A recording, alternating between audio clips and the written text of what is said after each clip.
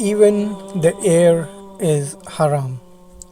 In the days of past, a Muslim in Bursa built a fountain called Yahudilik Junction.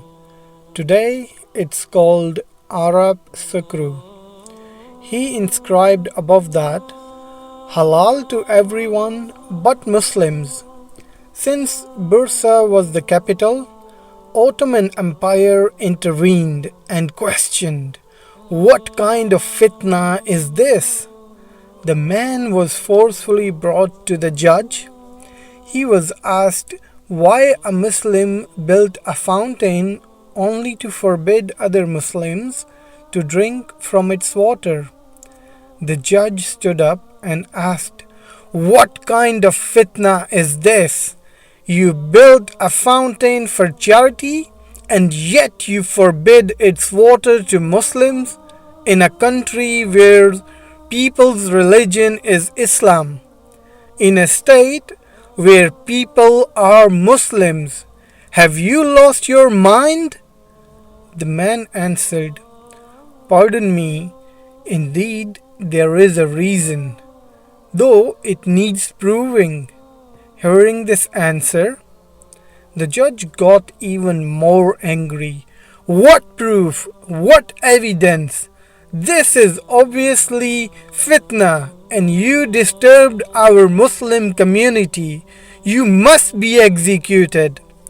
But the judge was curious. What was the reason? He asked. The man answered, I can only say it to Sultan. He was taken to Sultan. The Sultan was also annoyed by the incident, but he too was curious. The Sultan told him, say what it is you came to say. How dare you build this fountain and forbid its water to all Muslims and let non-Muslims use it?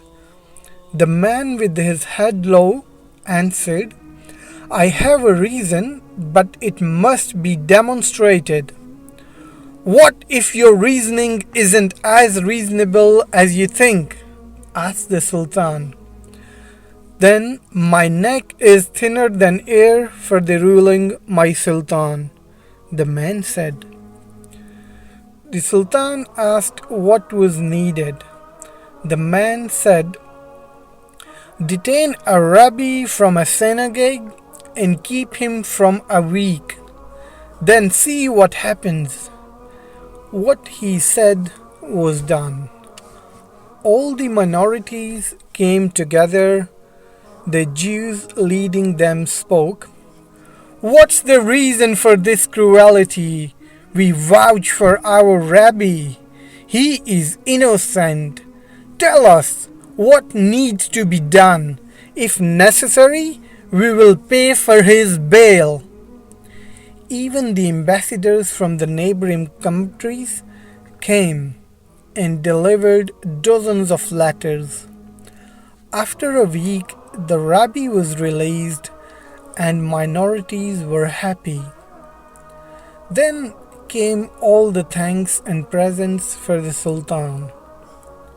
After a while, the man asked the Sultan to do the same, but this time with a priest from a church. The priest was brought by force from the Sunday ritual, and this time people reached even more intensively. After a week, he was released, bringing the Sultan even more gifts and more thanks. Levantines came together by the happiness of reuniting with their priest. The Sultan asked, are we done? The man answered, just the one more thing, my Sultan, and you will see. What do you need? The Sultan asked. Sir, take the Imam from our capital Bursa, who is the most loved, listened and trusted. Take him from his member. What the man said was done. The Imam was taken by force from the Grand Mosque of Bursa in the middle of his Friday khutbah. Then what happened? Not even a single soul realized he was gone. No one asked where he was. No one asked them, "What is up with you?" You could at least wait for the khutbah to end. After a week, he did to be taken in. What a pity. All those congregational salahs I participated in under his lead, what a waste. The Sultan and the man were only watching what was going on. Eventually, the Sultan asked the man that built the fountain, "Now what?" The man answered, "It's the time to release him and also apologize."